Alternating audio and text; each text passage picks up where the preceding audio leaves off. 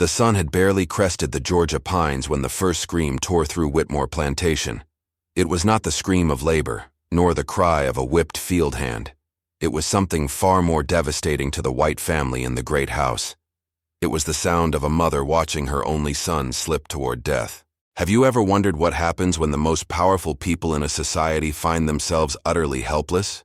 When all their money, all their connections, all their privilege crumbles against the simple fact that their child is dying and nothing they do can stop it? Imagine holding your child, feeling their fever burn through the blankets, watching their small chest rise and fall with increasing difficulty, and knowing that every physician you summon, every treatment they attempt, only seems to hasten the end.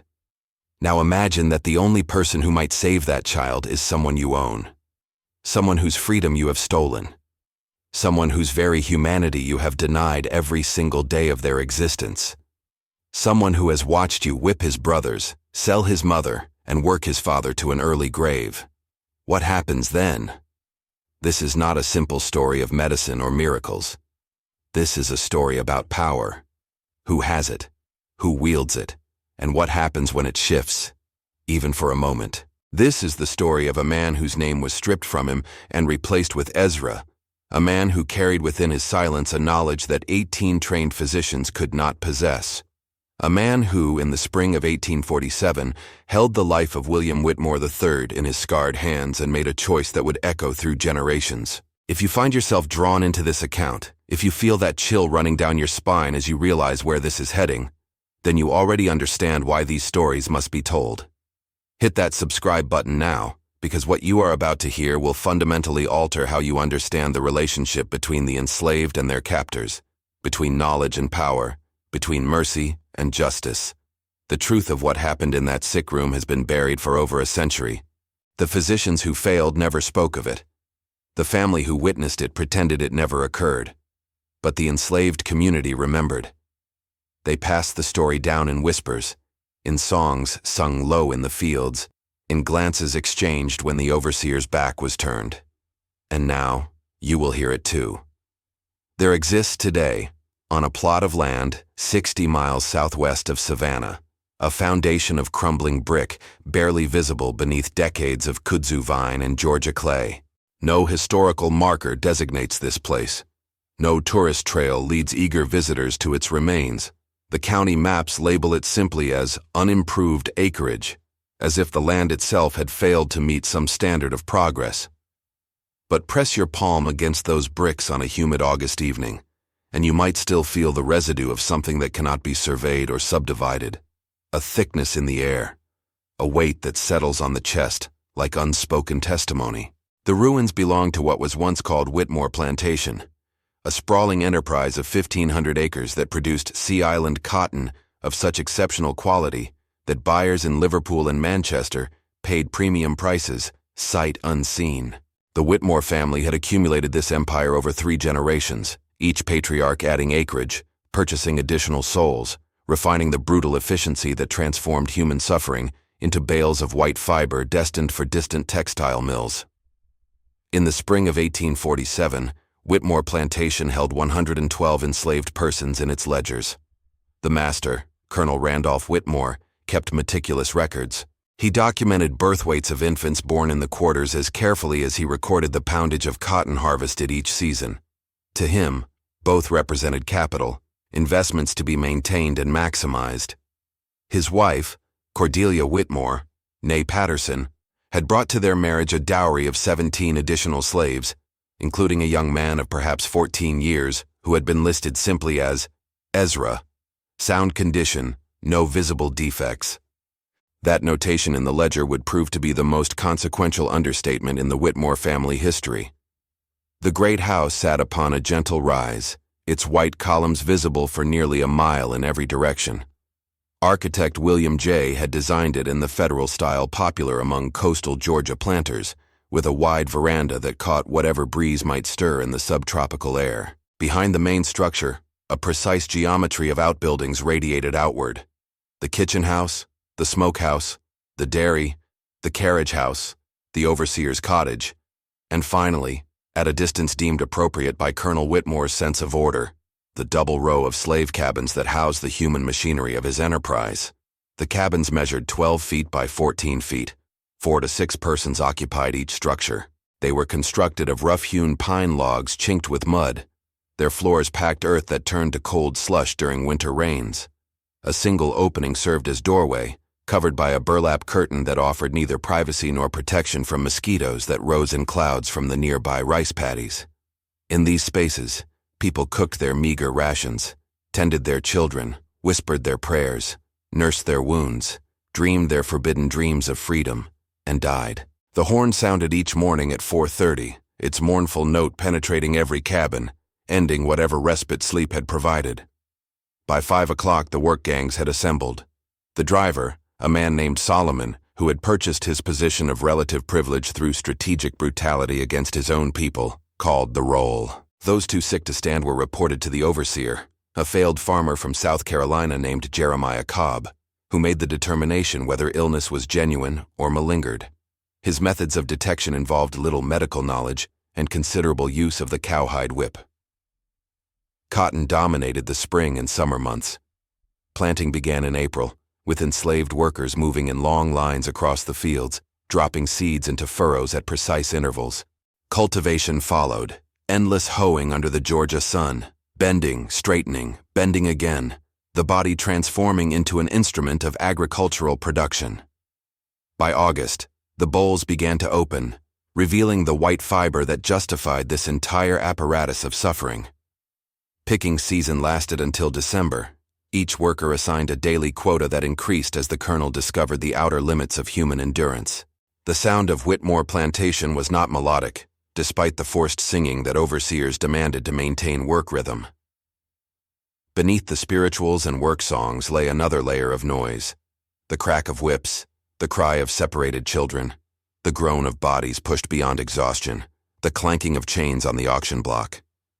These sounds accumulated in the air like humidity, saturating everything they touched.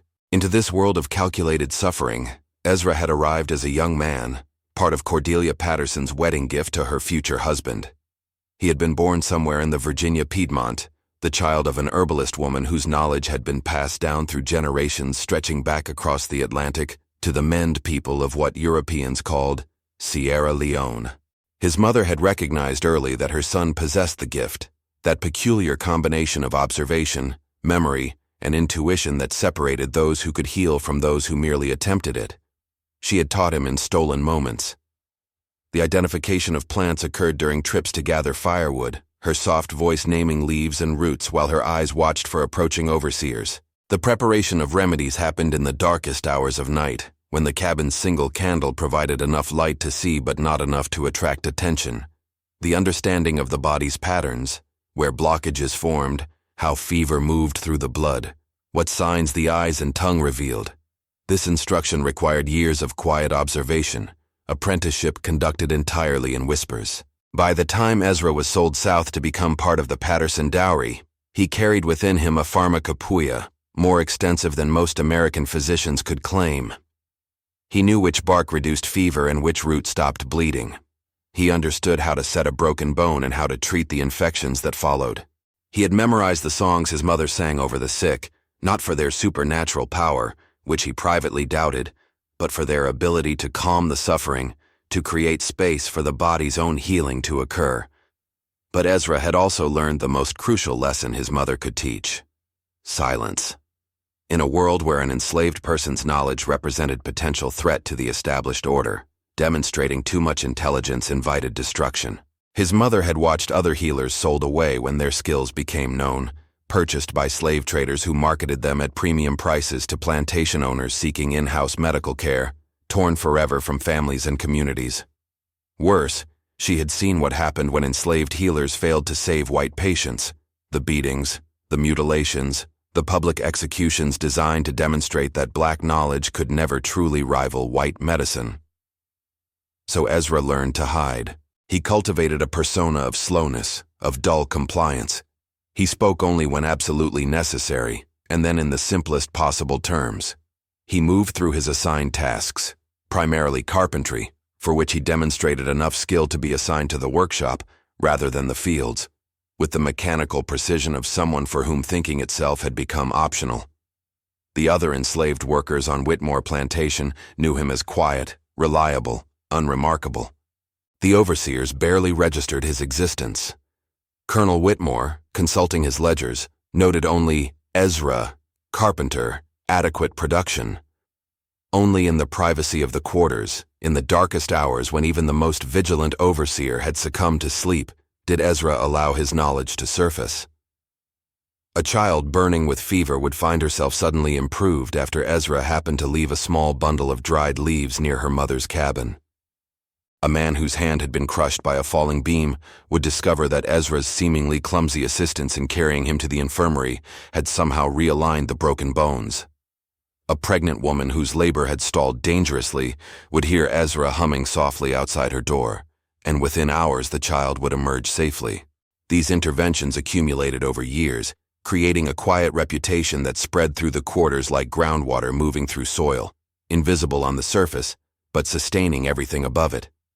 The enslaved community of Whitmore Plantation came to understand that Ezra possessed something extraordinary, something that must never reach the ears of the great house. They protected his secret with the same fierce loyalty they showed to every form of hidden resistance. To reveal Ezra's abilities would be to lose them. If you want to follow more cases like this one, that shake the very foundations of society and reveal hidden truths, subscribe to this channel so you won't miss any investigation. The spring of 1847 arrived with the usual Georgia humidity, the air thick enough to chew. Cordelia Whitmore spent her mornings on the veranda, fanning herself and supervising the house servants through a combination of sharp words and occasional slaps. Her pregnancy had ended the previous autumn with the birth of William Randolph Whitmore III, an heir whose arrival had prompted Colonel Whitmore to order a day's reduced labor in the fields, his version of celebration. The child had been healthy at birth, pink and squalling in the traditional manner of newborns. A wet nurse from the quarters, a young woman named Rose, whose own infant had been sold 3 weeks earlier to provide her milk for the young master, fed him on demand. The nursery occupied the northeast corner of the second floor, positioned to catch whatever breeze might relieve the subtropical heat. English wallpaper depicting pastoral scenes, shepherds and sheep, entirely unlike any landscape Georgia had ever produced, covered the walls. A mahogany crib shipped from Charleston at considerable expense held the future of the Whitmore dynasty. The fever began on a Tuesday in late March. Rose noticed first the child's unusual warmth against her skin as she held him to nurse. She reported her concern to the housekeeper, a formidable enslaved woman named Aunt Judith, who had survived 40 years of service through careful management of white expectations. Aunt Judith examined the child herself, pressing her experienced hand against the small forehead, and felt the familiar warning signs. The household physician, Dr. Marcus Pemberton of Savannah, arrived within hours of being summoned. He represented the pinnacle of Southern medical education, trained at the University of Pennsylvania, practiced in both Philadelphia and Charleston before establishing himself among the coastal Georgia elite. His fees reflected his reputation, but Colonel Whitmore paid without hesitation. This was his only son, his legacy, the continuation of everything the Whitmore name represented. Dr. Pemberton examined the child with the gravity appropriate to the situation. He noted the elevated temperature, the slight rash beginning to appear on the torso, the unusual lethargy. His diagnosis arrived quickly: scarlet fever, a condition that claimed thousands of children annually throughout the South. The treatment protocol, he explained to the anxious parents, was well established: bleeding to reduce the fever's intensity, calomel to purge the bowels, cold compresses to the extremities, rest, prayer, and hope. The bleeding commenced that afternoon. A small incision on the child's heel produced what Dr. Pemberton deemed an appropriate quantity of corrupted blood. The infant screamed, then fell silent, exhausted by even this small trauma. Rose, required to witness the procedure, felt something cold settle in her stomach. She had seen this treatment before. She had watched it fail. Calomel followed, a compound of mercury chloride favored by physicians throughout America for its dramatic purgative effects. The tiny dose administered to William III produced violent reactions entirely disproportionate to the child's size. His small body convulsed with the effort of expelling its contents. The nursery staff changed his linens constantly, the parade of soiled fabric a visible measure of the treatment's apparent success. 3 days passed. The fever did not break. If anything, William III seemed weaker. His cries reduced to whimpers. His interest in nursing evaporated entirely. Dr. Pemberton increased the calomel dosage. He ordered additional bleedings. He prescribed laudanum for the child's evident pain, the opiate bringing temporary quiet but no improvement. By the 7th day, Colonel Whitmore had summoned a second physician. Dr. Horace Cunningham traveled from Augusta, his reputation for treating childhood ailments preceding him. He examined the patient, consulted with Dr. Pemberton, and recommended a slight modification to the existing protocol. More aggressive purging. Blistering agents applied to the chest to draw out the fever's cause. Continued bleeding, perhaps from a different location. The blisters rose on William III's pale chest like small volcanoes, their contents drained by physicians who believed themselves to be removing the disease's essence. The child's screams during these procedures carried through the open windows of the great house, reaching the quarters below where enslaved workers paused in their labor, exchanging glances that communicated what they could not say aloud. 2 weeks into the illness, Colonel Whitmore had exhausted the local supply of physicians. Messengers rode to Charleston, to Macon, to Milledgeville, to any city that might harbor a medical man with novel approaches to the failing child. They arrived singly and in pairs, these practitioners of the healing arts, each confident that his particular insight would succeed where others had failed. They represented different schools of thought within American medicine: Thomsonians who favored herbal steam treatments, homeopaths with their infinitesimal doses, eclectics who combined various approaches, traditionalists who clung to the ancient four humors. Their treatments varied, but their results did not. William III continued to decline. His breathing grew labored. His skin, once flushed with fever, took on a grayish pallor that experienced physicians recognized with dread. The rash had spread across his entire body, then begun to fade, not a sign of improvement, but of the body's decreasing ability to mount any response at all. 18 physicians in total crossed the threshold of Whitmore Plantation during those terrible weeks. They billed for their consultations, their travel, their medications. They argued among themselves about proper protocols. They blamed the child's weak constitution, the humidity, the impure water, the failure of previous colleagues to apply treatments correctly. Not one of them blamed their own fundamental ignorance of disease processes they could not see and did not understand.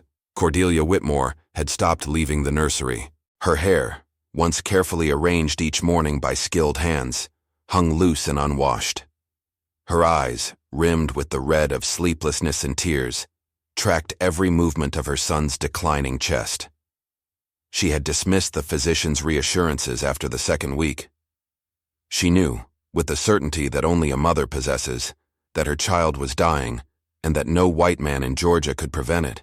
The sound that emerged from her on the 23rd night, not quite a scream, not quite a moan, something more primal than either, carried across the plantation like the cry of a wounded animal. In the quarters, women who had lost their own children to sale, to disease, to the endless cruelties of bondage, heard that sound and felt nothing. They had screamed similar cries.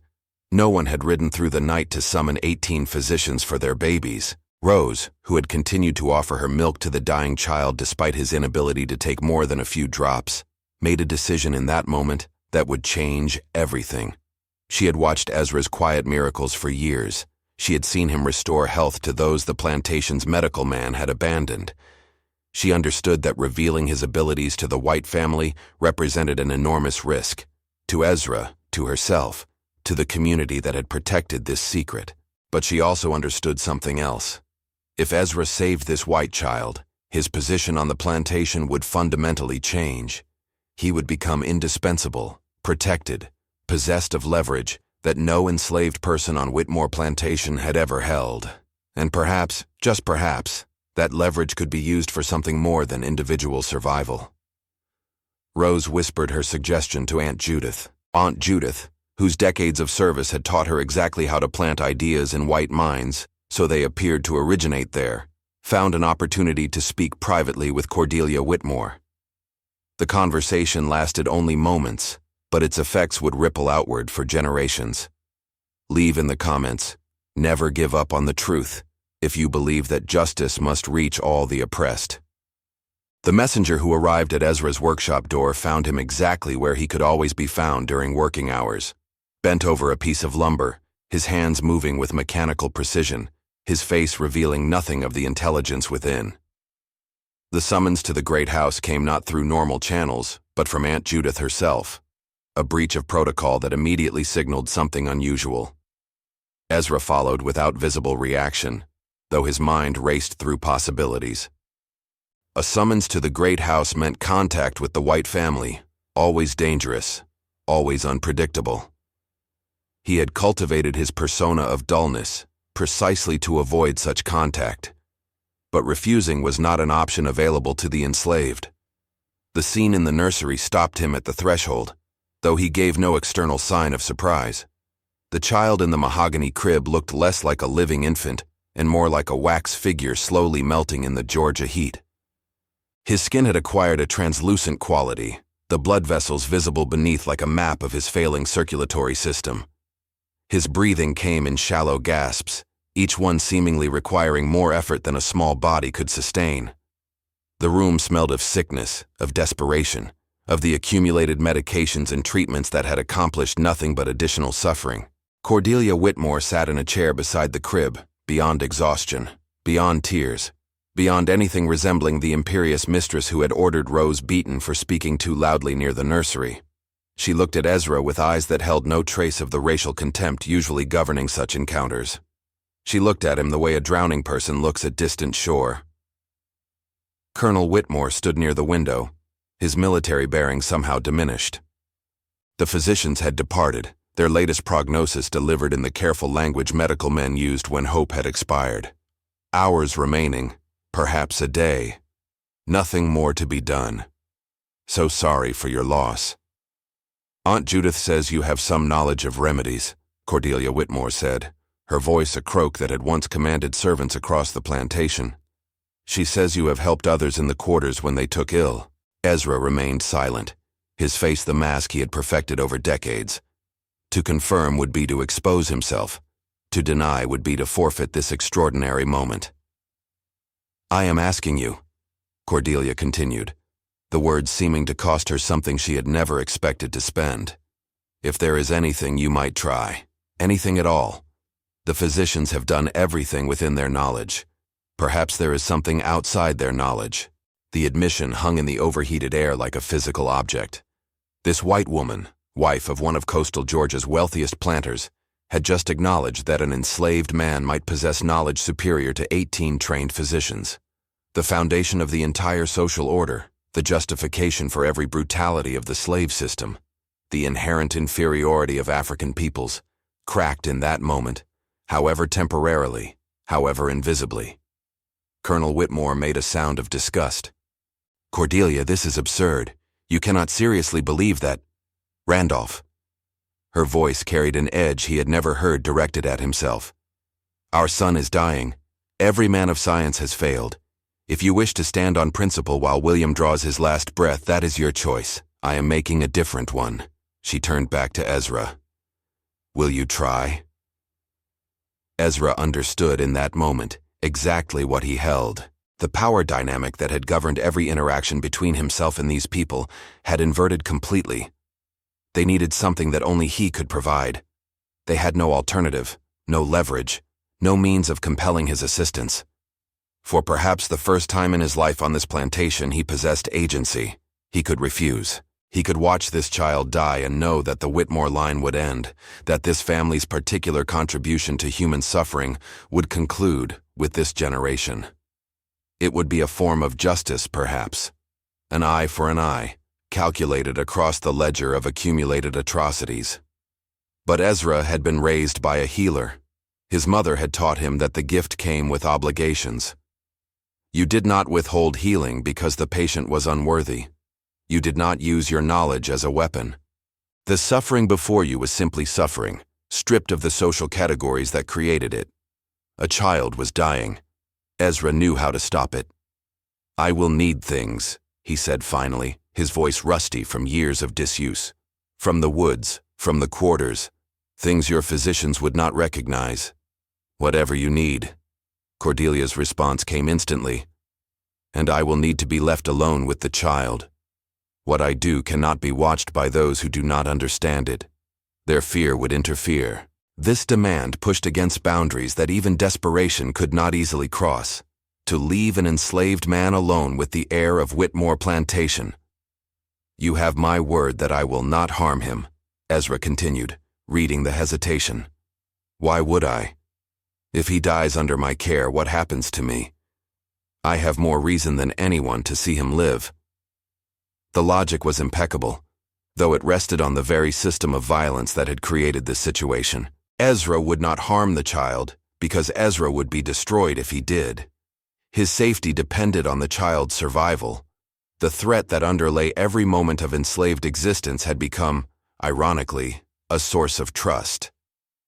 Colonel Whitmore left the room without a word, unable to participate in what he considered a degradation of everything his family represented. Cordelia remained a moment longer, her eyes searching Ezra's face for something she could not have named. "Save my son," she said. "Please." The word had probably never before passed between a Whitmore and an enslaved person on this property. Its strangeness echoed in the room long after Cordelia had withdrawn. Ezra worked through the night and into the following morning. He had dispatched Rose to gather specific plants from locations he described with the precision of someone who had mapped every healing resource within miles of the plantation. Wild cherry bark from the old tree near the river bend, elderflower from the patch behind the abandoned cabin, boneset from the marshy area where mosquitoes bred in summer, slippery elm from the grove where runaways sometimes hid. Rose returned with her arms full, followed by 2 other women from the quarters who had volunteered without being asked. Word had spread through the enslaved community with the speed that only forbidden knowledge travels. Ezra was in the great house. Ezra was treating the master's child. Ezra was revealing what he had hidden for so long. The preparations took hours. Ezra worked with focused intensity, his movements precise but unhurried. He ground roots with a pestle that Rose had borrowed from the kitchen. He steeped leaves in water heated over the nursery fireplace. He combined ingredients in proportions that existed nowhere in any written pharmacopoeia, preserved only in the oral tradition his mother had transmitted and he had memorized. The child responded to his first intervention within an hour, a slight deepening of his breathing, a barely perceptible reduction in the pallid grayness of his skin. Ezra noted these changes with the clinical detachment of a practiced healer, making small adjustments to his protocols based on the patient's response. He had seen this pattern before. He knew what it meant. By the second morning, William III had opened his eyes for the first time in days. They were cloudy, unfocused, but present in a way they had not been since the fever began. His temperature had dropped measurably. The death rattle in his breathing had softened. Cordelia Whitmore, who had maintained a vigil in the hallway despite Ezra's request for solitude, heard a sound from the nursery that made her heart stop and then restart in an entirely new rhythm. It was the sound of her son crying, the healthy, demanding cry of an infant who wanted feeding, not the weak mewling of one slipping away. She burst through the door in violation of every instruction. Ezra stood beside the crib, his hand resting on the child's forehead, checking temperature. He looked up at her entrance but said nothing. "He's—" Cordelia could not finish the sentence. She crossed to the crib, saw her son moving with the restless energy of the recovering, and made a sound somewhere between laughter and sobbing. "He will need to drink the tea I have prepared several times each day for another week," Ezra said calmly. "Rose knows the preparation. He should not be bled. He should not be given calomel. These things would undo what has been accomplished." He turned to leave, but Cordelia's voice stopped him. "Wait." Ezra paused at the threshold, his back to her. "How did you know what to do when every physician failed?"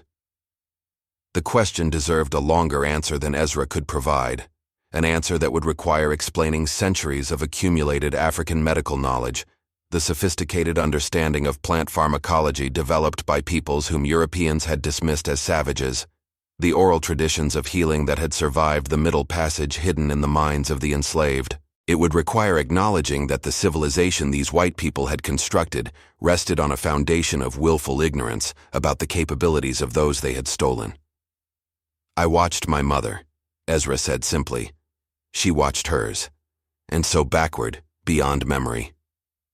He left before Cordelia could respond, walking out of the great house and back toward the quarters, toward the community that had protected his secret and would now need to adjust to its revelation. Behind him, in the nursery of Whitmore Plantation, an infant who should have died drew breath after breath, each one a testament to knowledge that the entire apparatus of American society was designed to deny existed. The aftermath of William III's recovery unfolded along multiple tracks simultaneously, each revealing something essential about the nature of power in the antebellum South. Colonel Whitmore's initial response was denial. He insisted to anyone who would listen that the child's improvement had been inevitable, that the physician's treatments had finally taken effect, that the enslaved man's involvement was purely coincidental. He forbade any public acknowledgement of what had occurred, threatening severe punishment for anyone who spread such stories. But secrets of this magnitude cannot be contained by threats. The enslaved community already knew, and through the networks of communication that connected plantations across coastal Georgia, the extended families separated by sale, the hired-out workers who moved between properties, the boat crews who carried goods and gossip along the rivers, the story spread. A silent man on Whitmore Plantation had healed the master's heir when 18 white physicians could not. Among the planter class, the reaction was more complex. Several of Colonel Whitmore's peers quietly made inquiries about purchasing Ezra, offering prices that would have represented significant profit. Whitmore refused, though whether from unwillingness to admit what had happened or from genuine recognition of what Ezra represented, he never said. Other planters began paying closer attention to the healing practices occurring in their own quarters, seeking to identify any enslaved persons who might possess similar abilities. Cordelia Whitmore's transformation was the most visible. She had been raised in a household that took for granted the natural inferiority of African peoples. She had never questioned the institution that brought her comfort, that dressed her in fine fabrics, that allowed her to spend mornings on the veranda while others labored in the fields. But watching Ezra save her son had cracked something in the foundation of those assumptions. She began treating Rose with something approaching respect, allowing her to maintain contact with her own children who worked in the fields.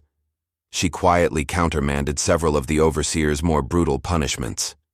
She found reasons to visit the quarters, to observe the community she had never before considered worthy of attention. These changes were not revolutionary. Cordelia remained a slaveholder, continued to benefit from the system, never publicly questioned the fundamental injustice of owning human beings. But something had shifted in her understanding, creating space for doubts that had not existed before. Ezra himself returned to his workshop and his carpentry, outwardly unchanged. But his position on the plantation had fundamentally altered. The overseer no longer assigned him to tasks beyond his regular duties. The driver never raised his voice in Ezra's direction. Colonel Whitmore avoided him entirely, as if the sight of Ezra reminded him of a debt he could never acknowledge owing. And in the quarters, among the enslaved community, Ezra became something more than he had been. Not a leader, for he never sought such a role, but a symbol of what they all carried within them: capabilities, intelligence, humanity, that the system was designed to suppress but could never destroy. When white people spoke of their enslaved workers as brute laborers fit only for physical toil, those workers now had a silent response. 18 of your physicians failed, and one of ours succeeded.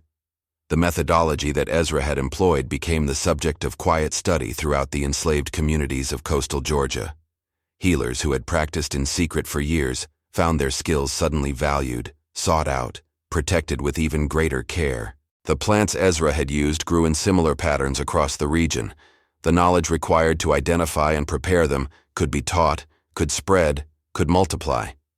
Reports began reaching Savannah of planters whose sick children had been treated by enslaved healers after white physicians failed. The pattern was not identical to Whitmore's situation. The illnesses varied, the specific treatments differed, but the fundamental dynamic remained. enslaved knowledge succeeded where professional medicine fell short. The medical establishment reacted with predictable hostility. Articles in Southern medical journals warned of the dangers of allowing Negro superstition to substitute for proper treatment. Legislation was proposed, though never enacted, that would have criminalized enslaved persons practicing medicine under any circumstances.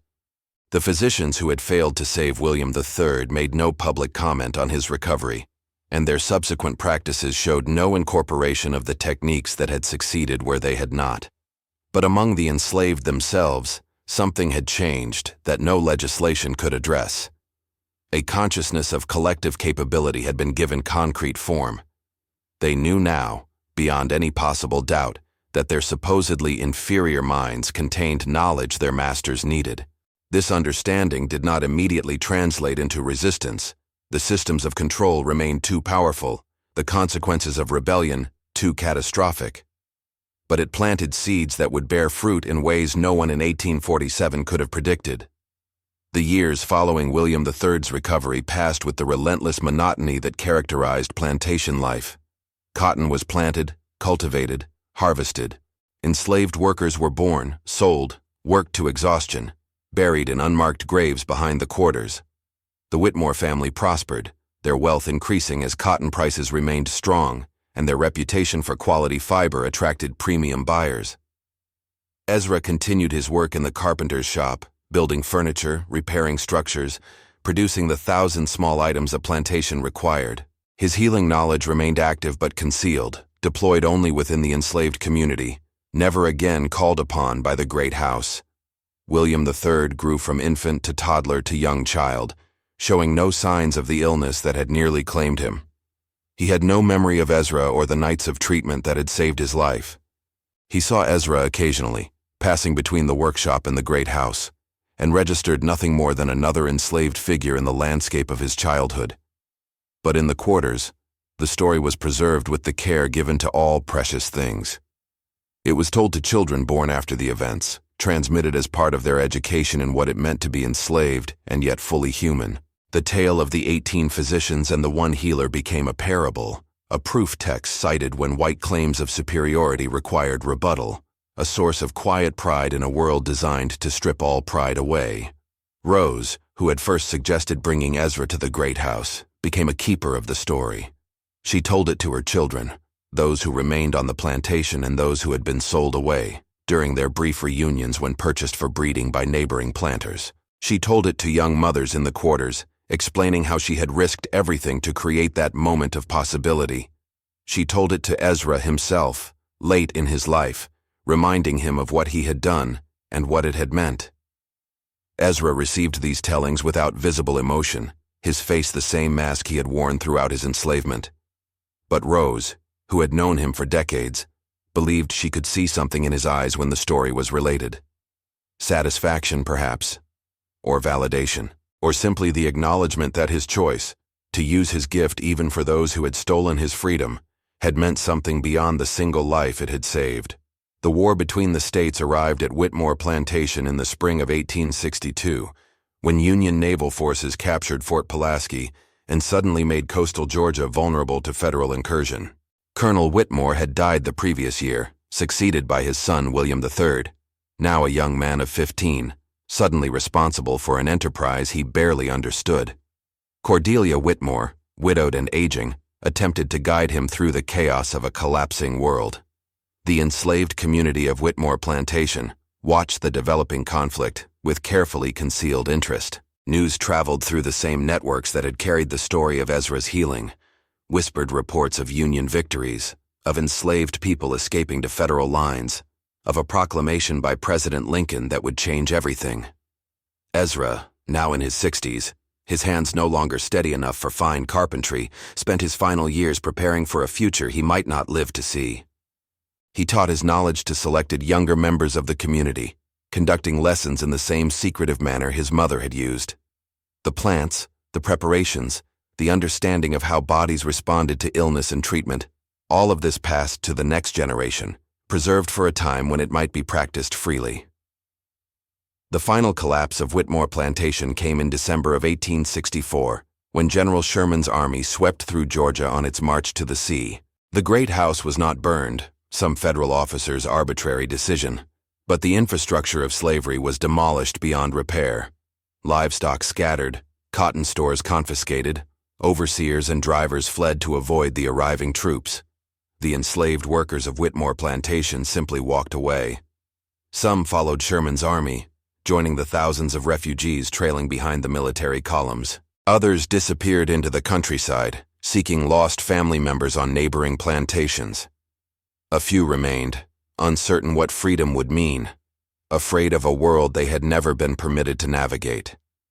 Ezra was among those who remained, too old and too tired for flight. He lived to see the 13th Amendment ratified, to witness the beginnings of Reconstruction, to experience a few months of the freedom that had been denied for so long. He died in the spring of 1866, in a cabin he had helped build decades earlier, surrounded by former slaves who had become citizens of a changed nation. William III, whose life Ezra had saved 19 years before, was present at the burial. He had returned to the ruins of the plantation after the war's end, attempting to salvage what remained of his family's holdings. He stood at the edge of the crowd of freed people gathered around the grave, uncertain whether his presence was welcome, uncertain what he felt about this man who had given him life, but whom he had never truly known. The service was conducted by a freedman preacher, who had learned to read in the years since emancipation. He spoke of Ezra's healing gift, of the souls he had saved, of the knowledge he had preserved and transmitted. He spoke of the 18 physicians who had failed and the one healer who had succeeded. He spoke of what it meant to possess power even in bondage, capability even in chains, humanity even when every law insisted otherwise. William III listened to these words with growing discomfort. He had never been told this story by his own family. He had never known that his continued existence on earth was due to an enslaved man's choice to save rather than let die. He had never understood that his life was, in some profound sense, owed. After the service, he approached the freedwoman Rose, now elderly herself, who had organized the burial. He asked her to tell him what had happened in his infancy. He asked her to explain what he had never been told. Rose looked at him for a long moment, this white man who had grown to adulthood on the wealth generated by her stolen labor, who had inherited a plantation built on her stolen life. She could have refused. She owed him nothing. But she was Rose, who had first suggested bringing Ezra to the great house, who had understood that saving a white child might create leverage for all of them. She was Rose, who had preserved the story for 19 years, waiting for the moment it might matter. She told him. All of it. The fever, the physicians, the desperate summons, the nights of treatment, the recovery that medical science could not explain. She told him about Ezra's mother and the knowledge passed down through generations. She told him about the silence that had been necessary and the moment when silence became action. William III listened without interruption. When she finished, he stood motionless for a long time, staring at the fresh grave of the man who had given him life. Why? He finally asked. Why did he save me? After everything we, my family, did to his people. Rose considered the question. It was the question that had puzzled her for 19 years, that had shaped her understanding of Ezra, and of resistance, and of what it meant to be human in an inhuman system. He was a healer, she said finally. That's what healers do. They heal. Doesn't matter who's sick. Doesn't matter who's holding the whip. You see suffering. You try to stop it. That's the gift. That's the burden. She paused, then added something Ezra himself had once told her, late at night in the quarters, when she had asked him the same question. And maybe he thought someday you'd want to know. Someday you'd understand what we are. Not what your laws said, not what your ministers preached. What we actually are. People who heal. People who create. People who survive. He gave you your life. What you do with that knowledge, that's on you. She turned and walked back toward the group of freed people gathered near the years that followed. Ezra's death saw his legacy multiply in ways that no one could have anticipated. The healers he had trained dispersed across the South during Reconstruction, carrying with them the knowledge he had preserved. They established themselves in the new black communities rising from the ashes of slavery, providing medical care to people whom white physicians often refused to treat or treated only with contempt. In Savannah, a freedwoman named Clara, who had learned plant medicine from Ezra's teachings, became known throughout the black neighborhoods as someone who could cure fevers that defeated doctors. In Augusta, a man named Samuel combined Ezra's herbal knowledge with reading skills acquired after emancipation, eventually compiling a handwritten pharmacopoeia that circulated among black healers for decades. In the Sea Islands, where Gula communities maintained African traditions with particular tenacity, Ezra's methods merged with practices brought directly from Sierra Leone and Senegal, creating hybrid healing systems that persisted into the 20th century. The medical establishment continued to dismiss these traditions as superstition, as dangerous alternatives to proper scientific treatment. But the communities served by these healers knew better. They had seen the results. They had watched their children survive illnesses that white medicine could not touch. They had experienced the continuity of care that connected them to ancestors across the Atlantic, to knowledge systems that predated European contact, to a heritage that slavery had tried and failed to destroy. The story of Ezra and the 18 physicians became part of this larger narrative. It was told in black churches during services that celebrated both Christian faith and African tradition. It was referenced in the developing literature of the Harlem Renaissance, when writers sought examples of black capability that contradicted racist assumptions. It appeared in the oral histories collected by WPA workers during the Great Depression, recorded by formerly enslaved people who had heard it in their youth. Academic historians would later debate whether the specific details of the story were accurate. Some questioned whether 18 physicians had truly been consulted, suggesting the number might have grown through retelling. Others wondered whether Ezra's treatment had actually cured the child, or whether William III had simply recovered naturally at the moment Ezra intervened. These scholars approached the narrative with the skepticism appropriate to their discipline, seeking documentary evidence that plantation record keepers had been careful not to create. But in the communities where the story lived, such academic debates missed the point entirely. The truth of the narrative did not depend on its factual precision. It depended on what it demonstrated about the people who had been enslaved, their intelligence, their capability, their possession of knowledge that their captors needed but could not acknowledge needing. Whether 18 physicians had failed or 15 or 22, the essential truth remained unchanged. Enslaved people were not the inferior beings that the system required them to be. If you watched until here, it's because you care about these stories that marked our country forever. Leave a comment saying, "I watched until here," so I can meet you and know who really cares about the search for historical truth. The ruins of Whitmore Plantation stand today as they have stood for over a century, crumbling brick slowly returning to the Georgia clay from which it came.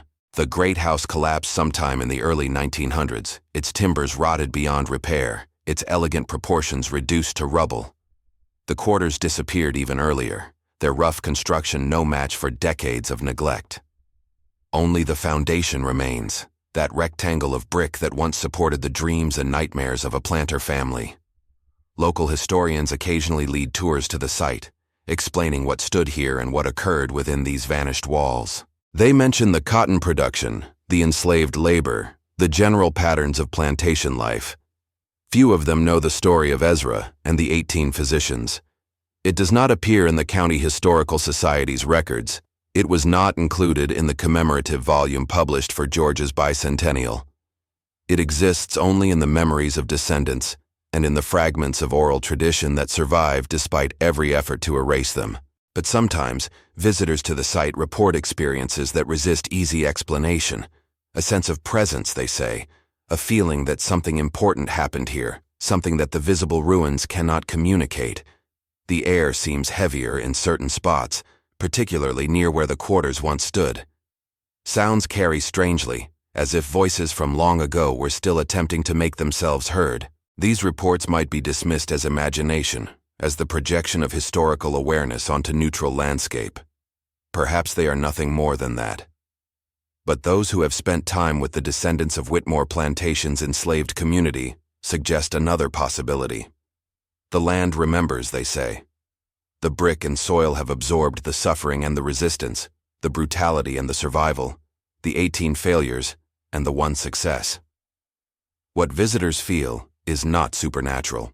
It is simply history, refusing to remain safely in the past. Ezra left no photograph, no portrait, no physical image of any kind. Enslaved people were rarely documented as individuals, and Ezra's deliberate cultivation of invisibility meant that even the casual sketches sometimes made by plantation visitors never captured his likeness.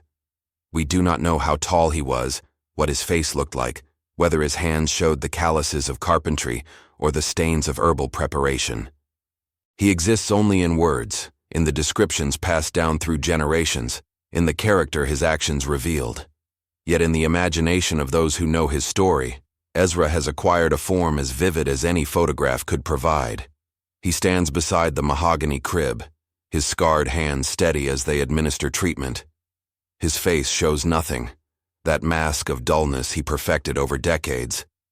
But his eyes contain everything: intelligence, compassion, the knowledge of what he could do, and the wisdom to know when to do it. The accumulated heritage of generations of healers, stretching back across the Atlantic to a homeland he never saw but carried within him nonetheless. That image, imagined rather than recorded, has become its own form of monument.